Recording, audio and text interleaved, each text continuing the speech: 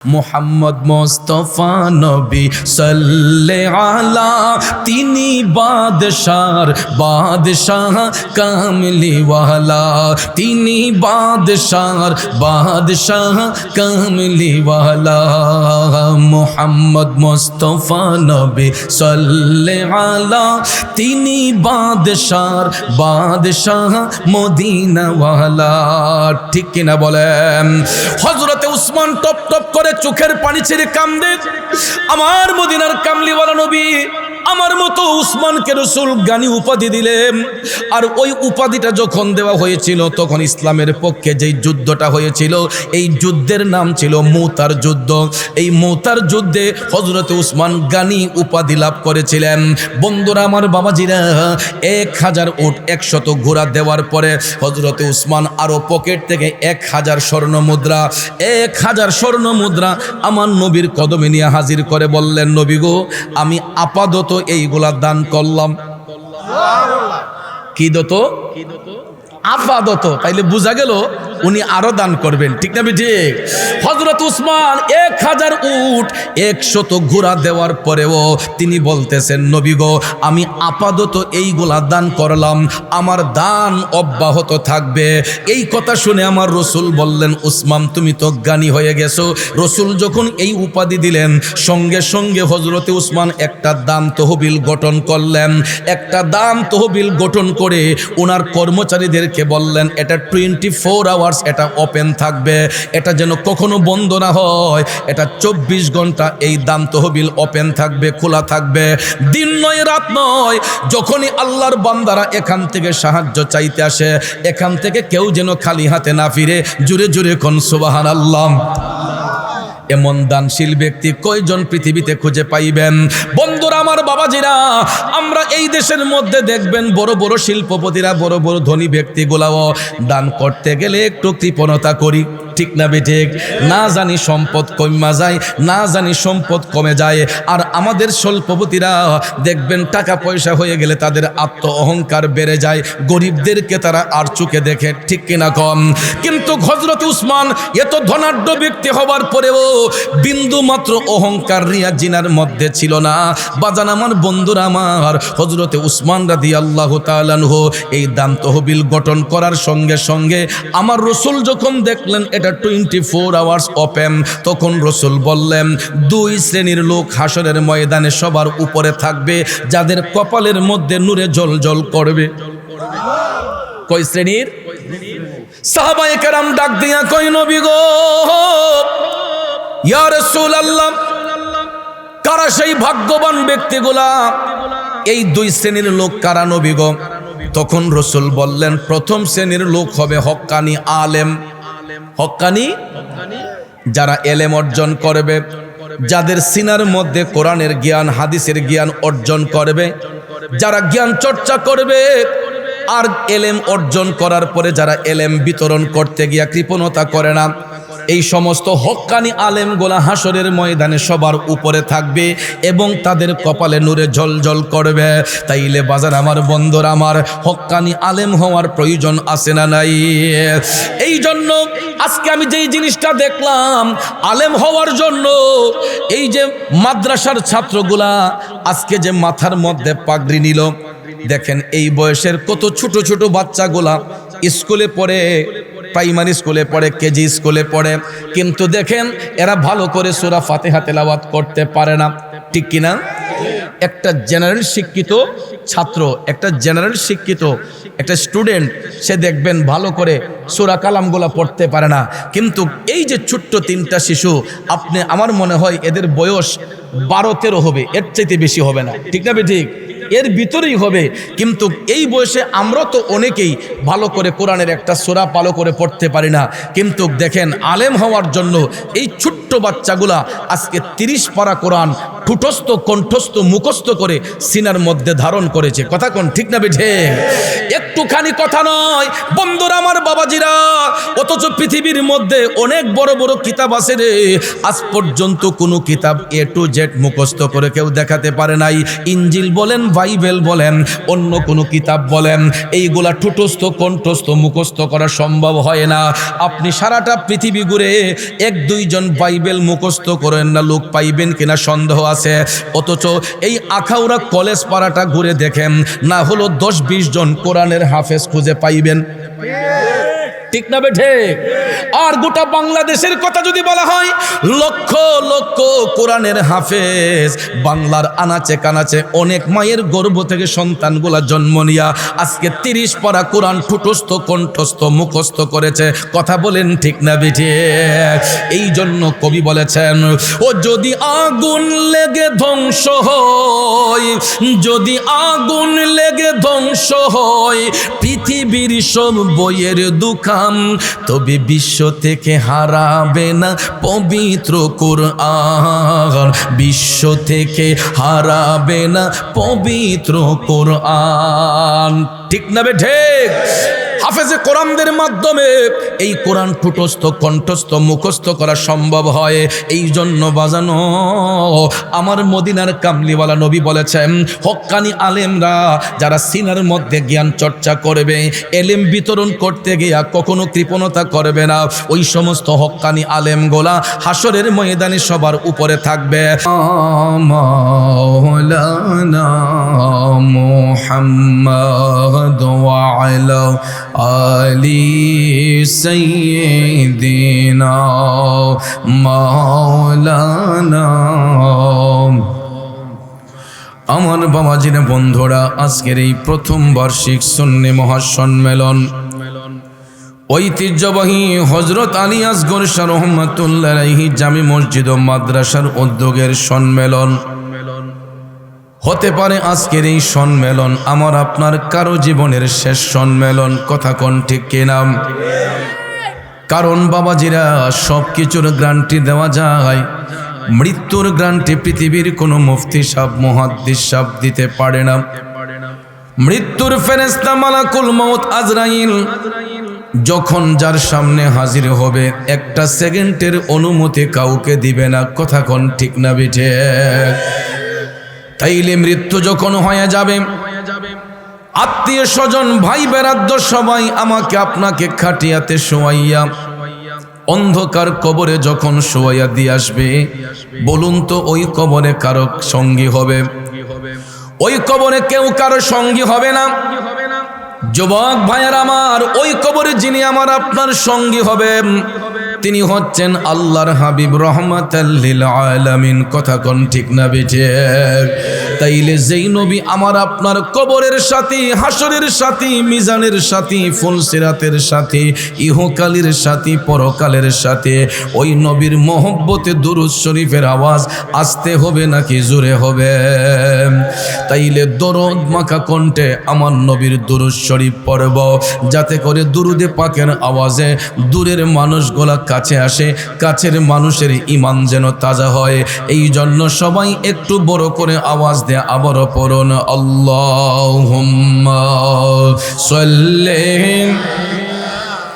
সাইয়্যিদিনা মাওলানা মুহাম্মদ ওয়া আলা আলি সাইয়্যিদিনা মাওলানা।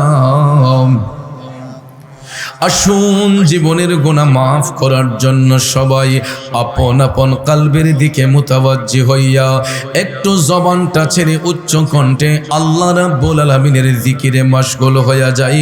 সবাই দরুদ মাখা কণ্ঠে আমার সাথে একটু জিকির করুন, আল্লাহ ইলাহা ইল্লাল্লাহ, লা ইলাহা ইল্লাল্লাহ, লা ইলাহা ইল্লাল্লাহ, লা ইলাহা ইল্লাল্লাহ, লা ইলাহা ইল্লাল্লাহ, লা ইলাহা ইল্লাল্লাহ, লা ইলাহা ইল্লাল্লাহ, লা ইলাহা ইল্লাল্লাহ, লা ইলাহা ইল্লাল্লাহ, লা ইলাহা ইল্লাল্লাহ, লা ইলাহা লা ইলাহা ইল্লাল্লাহ হাসবি রব্বি জাল্লাল্লাহ মা ফি কলবি গায়রুল্লাহ হাসবি রব্বি জাল্লাল্লাহ মা ফি কলবি গায়রুল্লাহ নূর মুহাম্মদ সাল্লাল্লাহ নূর মুহাম্মদ সাল্লাল্লাহ লা ইলাহা ইল্লাল্লাহ লা ইলাহা ইল্লাল্লাহ লা ইলাহা ইল্লাল্লাহ লা মা'জুদা ইল্লাল্লাহ লা মাকসুদা ইল্লাল্লাহ লা মাশহুদা ইল্লাল্লাহ লা মা'বুদা ইল্লাল্লাহ লা ইলাহা ইল্লাল্লাহ লা ইলাহা জুড়ে লা ইলাহা ইল্লাল্লাহ লা ইলাহা ইল্লাল্লাহ লা ইলাহা ইল্লাল্লাহ লা ইলাহা ইল্লাল্লাহ লা ইলাহা ও লা ইলাহা ইল্লাল্লাহ লা ইলাহা ইল্লাল্লাহ লা ইলাহা লা ইলাহা ইল্লাল্লাহ মুহাম্মাদুর রাসূলুল্লাহ সাল্লাল্লাহু আলাইহি ওয়াসাল্লাম। একটা জবানও বন্ধ রাখবেন না, জবান খুলে উচ্চস্বরে বলুন আল্লাহু আকবার। আর একটু মায়ার সুরে বলি ইয়া রাসূলুল্লাহ। বিসমিল্লাহির রহমানির রহিম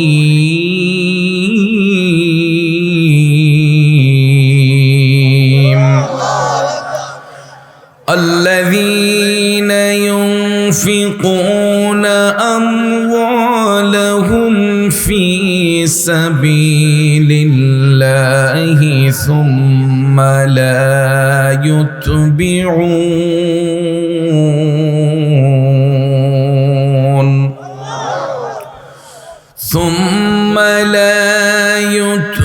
يتبعون ما أنفقوا منا ولا أذى لهم أجرهم عند ربهم ولا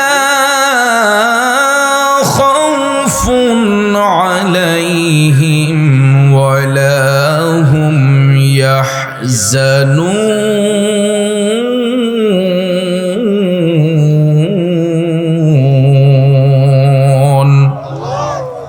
صدق الله العظيم وصدق رسوله النبي الحبيب الكريم ونحن على ذلك من الشاهدين والشاكرين والحمد لله رب العالمين ربي صل وسلم وبارك عليه হারিয়ে যাব একদিন আমি রব না ভুবনে চিরদিন ক্ষমা করে দিও তোমরা আমায় ভুল করে থাকি যদি কোনো দিন হারিয়ে যাব একদিন আমি রব না ভুবনে চিরদিন। উপস্থিত ছয় ঋতুর দেশ প্রাকৃতিক লীলাভূমির অপরূপ চিরসবুজ সোনার বাংলাদেশের ঐতিহ্যবাহী ব্রাহ্মণবাড়িয়া জেলার অন্তর্গত আখাউড়া পৌরসভাধীন পূর্ব কলেজ পাড়া হযরত আলী আসগর শাহ রহমাতুল্লাহ আলাইহি জামে মসজিদ ও মাদ্রাসার উদ্যোগে হাফেজ ছাত্রদের পাগড়ি প্রদান উপলক্ষে আয়োজিত আজকের এই আজিমুশান প্রথম বার্ষিক সুন্নি মহাসম্মেলন 2025 ইংরেজি সনের সম্মানিত সভাপতি অত্র জামে মসজিদের সভাপতি জনাব ইয়াকুব মিয়া সাহিব, সহসভাপতি মোহাম্মদ আজাদ মিয়া সাহিব, মঞ্চোপবিষ্ট আখাউড়া উপজেলা বিএনপির সংগ্রামী সভাপতি বিশিষ্ট সমাজসেবক আলহাজ জয়নাল আবদিন আব্দু মিয়া সাহিব, আজকের বিশেষ অতিথি আখাউড়া উপজেলা বিএনপির সংগ্রামী সাধারণ সম্পাদক ডাক্তার খুরশেদ আলম ভূঁইয়া সাহেব। এতক্ষণ যিনি আলোচনা করেছেন হাফেজ কারি আলমগীর হোসেন জালালি সাহেব, জিনার মাধ্যমে আমি দাওয়াত কবুল করেছি মাওলানা মুফতি শফিকুল ইসলাম আল কাদরি সাহেব। আজকের সম্মানিত আলোচক বৃন্দ, বিশেষ করে মাহফিল পরিচালনায় রয়েছেন হাফেজ কারি মুজাম্মিল হক মুসা নাজিরি সহ মঞ্চে আসীন ওলামায়ে আহলে সুন্নাত, আমার শ্রদ্ধেয় মুরব্বিয়ানে কেরাম, যুবক ভাইয়েরা, ছাত্র ভাইয়েরা, পর্দানৈশীন মা বোনেরা, সবার প্রতি আবার আন্তরিক সালাম। আসসালামু আলাইকুম ওয়া রাহমাতুল্লাহি ওয়া বারাকাতুহু। রব্বুল ইজ্জতের আলিশান দরবারে লাখো কোটি শুকর গুজার করার পর প্রিয় নবী সরকারে দু আলম নূরে মুজাসসাম নূরুন আলা নূর মুহাম্মদুর রাসূলুল্লাহ সাল্লাল্লাহু তাআলা আলাইহি ওয়াসাল্লামার শানে নাতে মুস্তাফা দুরুদে মুস্তাফা সাল্লাল্লাহু আলাইহি ওয়াসাল্লাম পরিবেশন করে মহাগ্রন্থ আল কোরআনুল কারীমের সর্ববৃহৎ সূরা 3 নম্বর পারা সূরাতুল বাকারার 262 নম্বর আয়াতে পাক তেলাওয়াত করেছি। রাত গভীর, সময় সংক্ষেপ, খুব অল্প সময়ে আয়াতে পাকের মূল অর্থ তাফসিরের ভাষায় কিছু আলোচনা এসেছে, এইগুলো উপস্থাপন করে মিলাদ শরীফ হবে, আরেকটু জিকির হবে, সবশেষে মোনাজাতের মাধ্যমে আপনাদের জন্য পর্যাপ্ত পরিমাণ তাবারুকের ব্যবস্থা করা হয়েছে। আমরা তাবারুক গ্রহণ করে সকলে আপন আপন বাড়িতে যাব। আল্লাহ পাক যেন শেষ মোনাজাত পর্যন্ত আমাদের সকলকে ধৈর্যের সহিত বসার সুযোগ দান করেন। আমরা সকলে চিৎকার মেরে বলি আল্লাহুম্মা আমিন। প্রিয় ভাইয়ের আমার, হায়াতের মালিককে, মৌতের মালিককে, ধন সম্পদ দেওয়ার মালিককে, ধন সম্পদ কায়রা নেওয়ার মালিককে, এটা আমরা মুখে মুখে বলি, কিন্তু বাস্তবতার দিক যদি দেখি, একটু সম্পদ হয়ে গেলে, টাকা পয়সা হয়ে গেলে, আত্ম অহংকারে নিমজ্জিত হয়ে কিছু কিছু মানুষ দেখবেন, কেউ কয় আমি 4টা বাড়ির মালিক, কেউ কয় আমি 5খানি জমির মালিক, কেউ কয় আমি 4টা গাড়ির মালিক। বলে কি বলে না? আসলে কি মালিক আমরা নাকি আল্লাহ? আসল মালিক কে? সেই মহান আল্লাহ সূরা আল ইমরানে স্পষ্ট করে বলেছেন, কুলিল্লাহুম্মা মালিকাল মুলকি তুতিল মুলকা মান তাশা ওয়া তানজিউল মুলকা মিম্মান তাশা। আল্লাহ কয়, হাবিব আপনি জগৎবাসীকে জানাইয়া দেন সমস্ত রাজ্যের মালিক একমাত্র আমি আল্লাহ। আল্লাহ কয়, হাবিব আপনি বলুন আমি ইচ্ছে করলে কাউকে রাজত্ব দিতে পারি, আমি ইচ্ছে করলে কারো কাছ থেকে রাজত্ব কেড়ে নিতে পারি। ক্ষমতা কার? যিনি দিতে পারেন, নিতে পারেন, উভয় অবস্থায় প্রশংসা করব কার? এই জন্য কবি বলেছেন, তুমি রাখো কি বা মারো এই দয়া করো, থাকিতে যেন তোমায় না ভুলি। বন্ধু, সম্পদ দেওয়ার মালিক আল্লাহ, নেওয়ার মালিকও আল্লাহ। এই জন্য সম্পদ নিয়ে কখনো বড়াই করতে নাই, অহংকার করতে নাই। আল্লাহর দেওয়া আমানত সম্পদ যারা আল্লাহর পথে ব্যয় করবে তাদের জন্য আল্লাহ পুরস্কার রেখেছেন। এই জন্য আল্লাহ রাব্বুল আলামিন সূরা বাকারার 262 নম্বর আয়াতে কারিমায় ঘোষণা করে বলেন, বিসমিল্লাহির রহমানির রহিম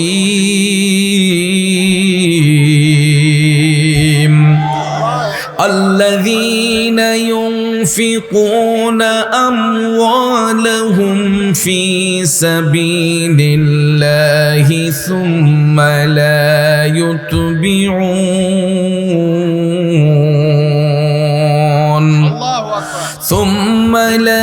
يتبعون ما أنفقوا منا ولا أذى لهم أجرهم عند ربهم রাব্বিহিম। উচ্চস্বরে বলুন ঘোষণাটা কার? এ যুবক বন্ধুরা, আমার বাবাজিরা, আল্লাহ রাব্বুল আলামিন বলতেছে যারা আল্লাহর পথে নিজেদের ধন সম্পদ খরচ করতে যাইয়া যাদের মধ্যে কোনো অহংকার থাকে না, রিয়া থাকে না, যারা অনুগ্রহ প্রকাশ করে না, মানুষকে কষ্ট দেয় না, আল্লাহ রাব্বুল আলামিন বলতেছেন তাদের জন্য আমি আল্লাহর পক্ষ থেকে রয়েছে ক্ষমা এবং উত্তম পুরস্কার। আল্লাহ রাব্বুল আলামিন বলেন যারা নিজেদের ধন সম্পদ আল্লাহর কাজে ব্যয় করবে, আল্লাহর পথে খরচ করবে, আমার আল্লাহ কয় ওই সমস্ত ব্যক্তিদের জন্য আমি আল্লাহর পক্ষ থেকে রয়েছে উত্তম পুরস্কার। এই জন্য বন্ধুরা আল্লাহ তাআলা বলেন ওয়ালা খাউফুন আলাইহিম ওয়ালা হুম ইয়াহজানুন।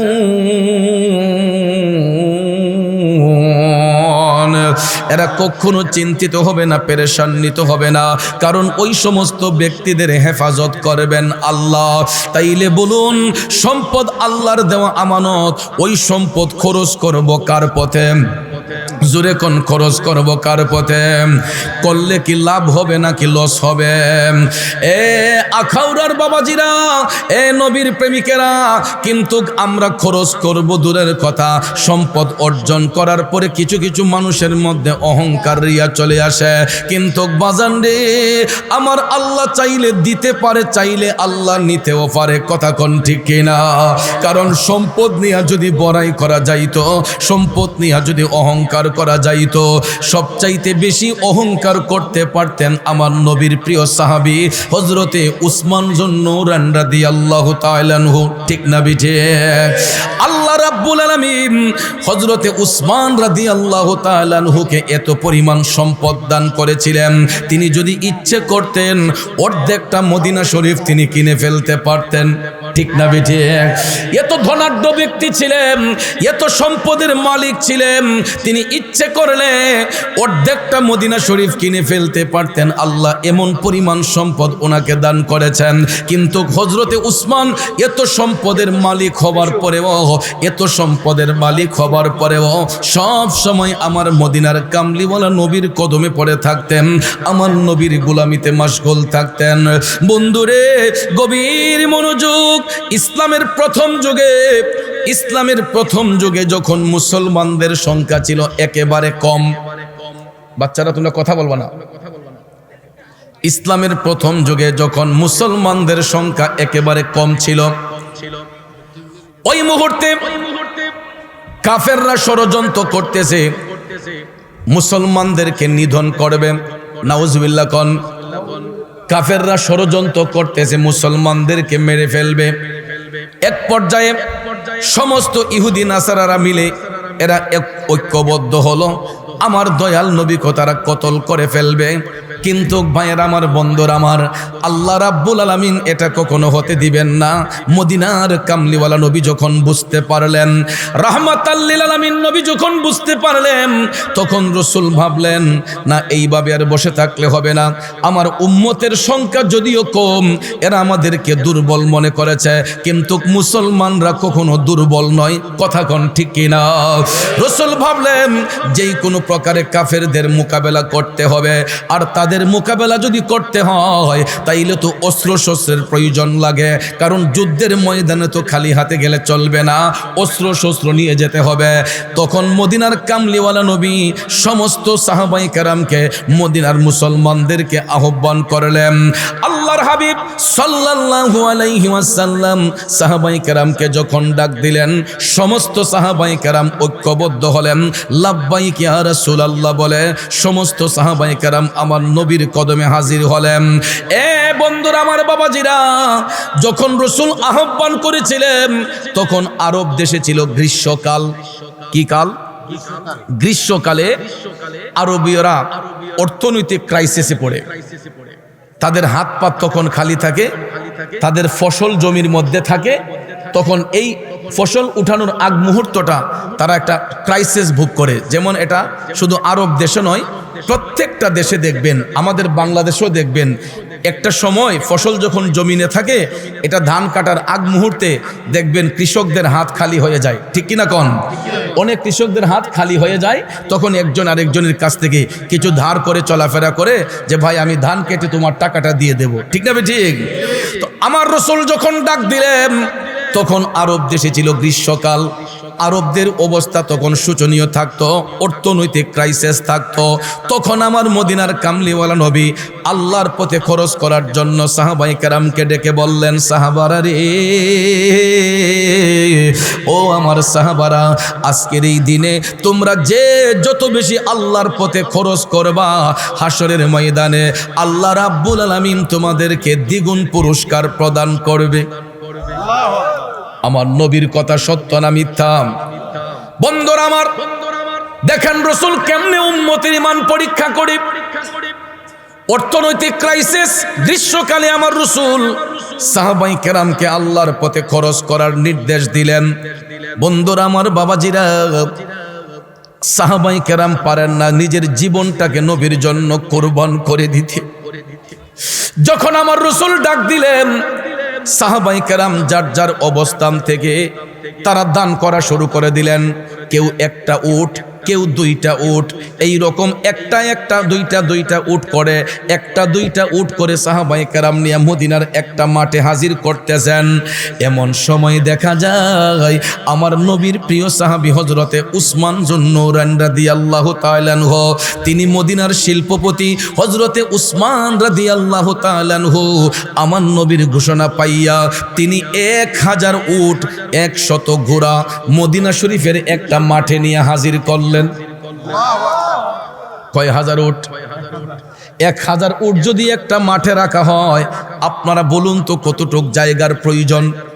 বন্ধুরা আমার, হযরত উসমান একা নিজের ব্যক্তিগত তহবিল থেকে তিনি 1000 উট 100 ঘোড়া মদিনার কামলিওয়ালা নবীর ডাকে সাড়া দিয়া মদিনা শরীফের একটা মাঠে নিয়ে হাজির করলেন।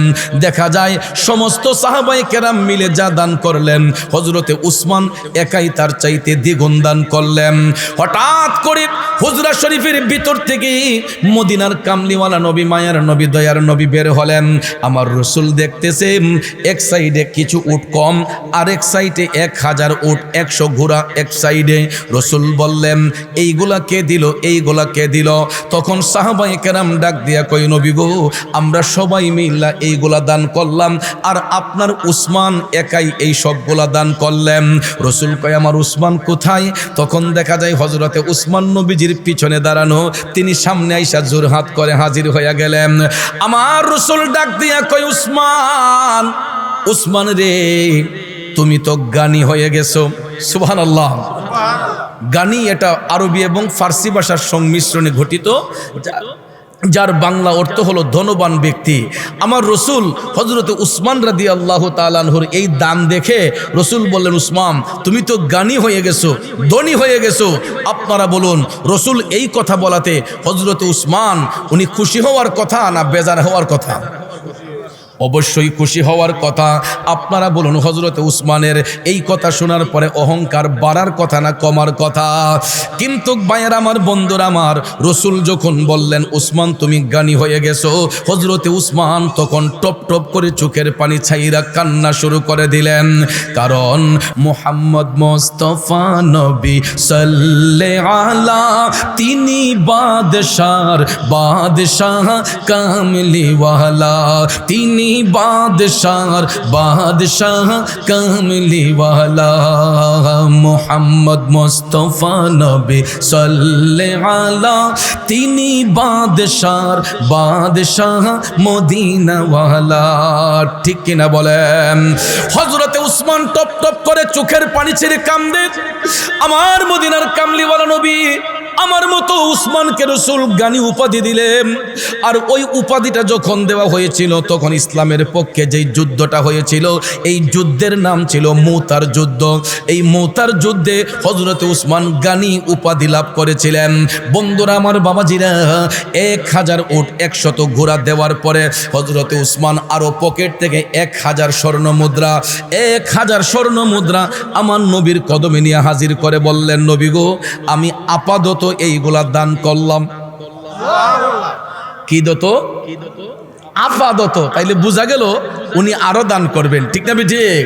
হযরত উসমান 1000 উট 100 ঘোড়া দেওয়ার পরেও তিনি বলতেছেন, নবী গো, আমি আপাতত এইগুলা দান করলাম, আমার দান অব্যাহত থাকবে। এই কথা শুনে আমার রসুল বললেন, উসমান তুমি তো জ্ঞানী হয়ে গেছো। রসুল যখন এই উপাধি দিলেন, সঙ্গে সঙ্গে হযরতে উসমান একটা দান তহবিল গঠন করলেন। একটা দান তহবিল গঠন করে ওনার কর্মচারীদের বললেন, এটা 24 আওয়ার্স এটা ওপেন থাকবে, এটা যেন কখনো বন্ধ না হয়। এটা 24 ঘন্টা এই দান তহবিল ওপেন থাকবে, খোলা থাকবে, দিন নয় রাত নয়। যখনই আল্লাহর বান্দারা এখান থেকে সাহায্য চাইতে আসে, এখান থেকে কেউ যেন খালি হাতে না ফিরে। জুড়ে জুড়ে কোন সুবহানাল্লাহ। এমন দানশীল ব্যক্তি কয়জন পৃথিবীতে খুঁজে পাইবেন? বন্ধুরা আমার, বাবাজিরা, আমরা এই দেশের মধ্যে দেখবেন বড় বড় শিল্পপতিরা, বড় বড় ধনী ব্যক্তিগুলাও দান করতে গেলে একটু কৃপণতা করি, ঠিক না বেঠিক? না জানি সম্পদ কমা যায়, না জানি সম্পদ কমে যায়। আর আমাদের শিল্পপতিরা দেখবেন টাকা পয়সা হয়ে গেলে তাদের আত্ম অহংকার বেড়ে যায়, গরিবদেরকে তারা আর চোখে দেখে, ঠিক কিনা কম? কিন্তু হযরত উসমান এত ধনাঢ্য ব্যক্তি হবার পরেও বিন্দু মাত্র অহংকার রিয়া জিনার মধ্যে ছিল না।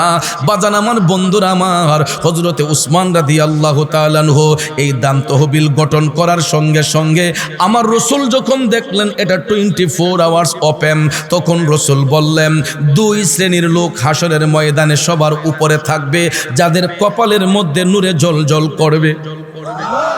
কয় শ্রেণীর? সাহাবায়ে কেরাম ডাক দিয়া কই, নবী গো, ইয়া রাসূলুল্লাহ, কারা সেই ভাগ্যবান ব্যক্তিগুলা? এই 2 শ্রেণীর লোক কারা নবী গো? তখন রসুল বললেন, প্রথম শ্রেণীর লোক হবে হক্কানি আলেম।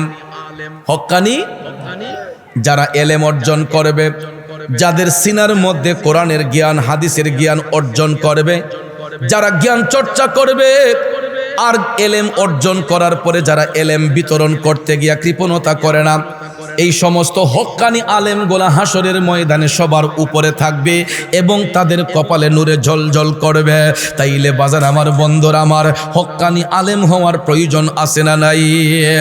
এই জন্য আজকে আমি যেই জিনিসটা দেখলাম, আলেম হওয়ার জন্য এই যে মাদ্রাসার ছাত্রগুলা আজকে যে মাথার মধ্যে পাগড়ি নিল, দেখেন এই বয়সের কত ছোট ছোট বাচ্চাগুলা স্কুলে পড়ে, প্রাইমারি স্কুলে পড়ে, কেজি স্কুলে পড়ে, কিন্তু দেখেন এরা ভালো করে সূরা ফাতিহা তেলাওয়াত করতে পারে না, ঠিক কিনা?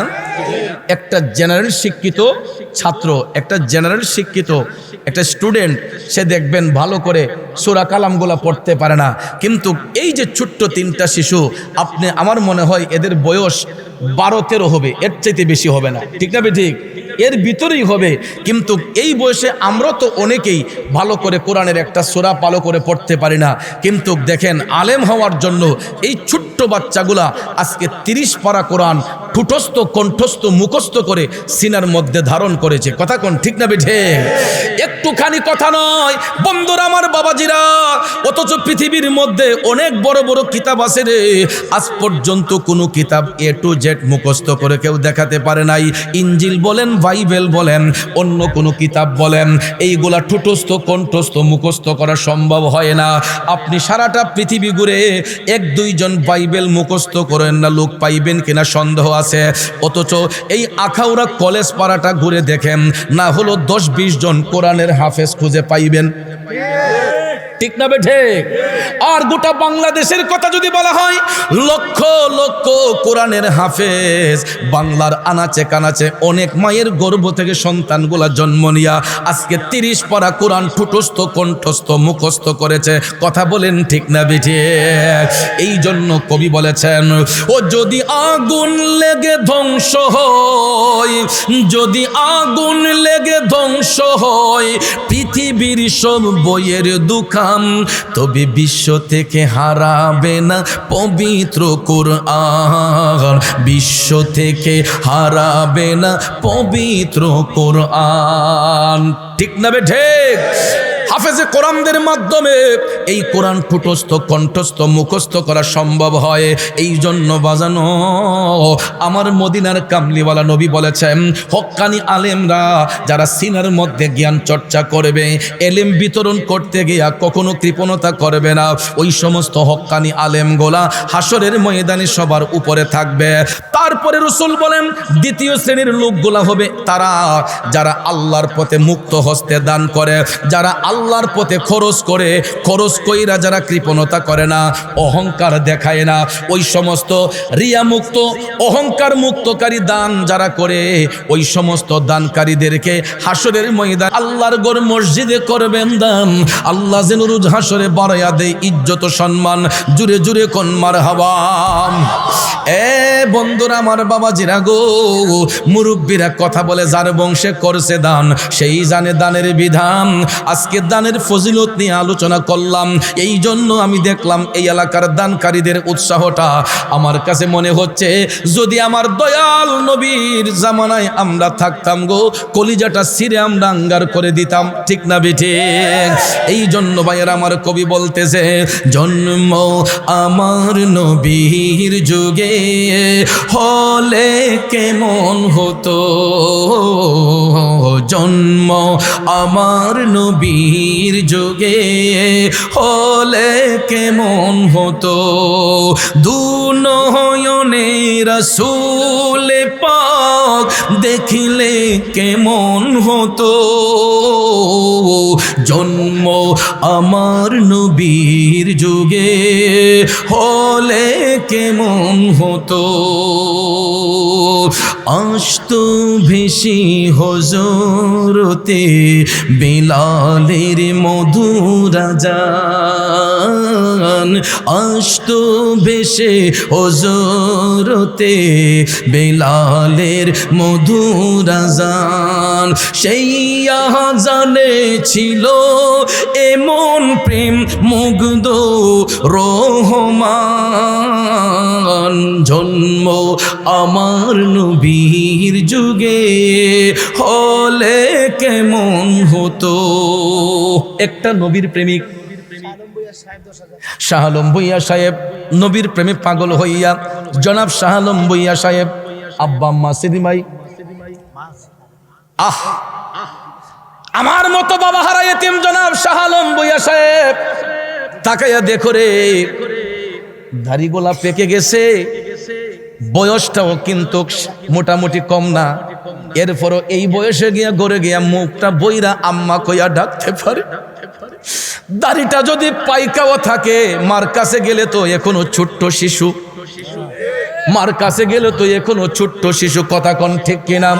আমার শ্রদ্ধ বড় ভাই জনাব শাহ আলম ভূঁইয়া সাহেব 10,000 টাকা বাবার কবর আত্মার শান্তির জন্য, মা দুঃখিনীর হায়াতের জন্য 10,000 টাকা জুড়ে কোন মারহাবা। এ বন্ধু, আরেকটা নবীর প্রেমিক 10,000 টাকা দিবেন।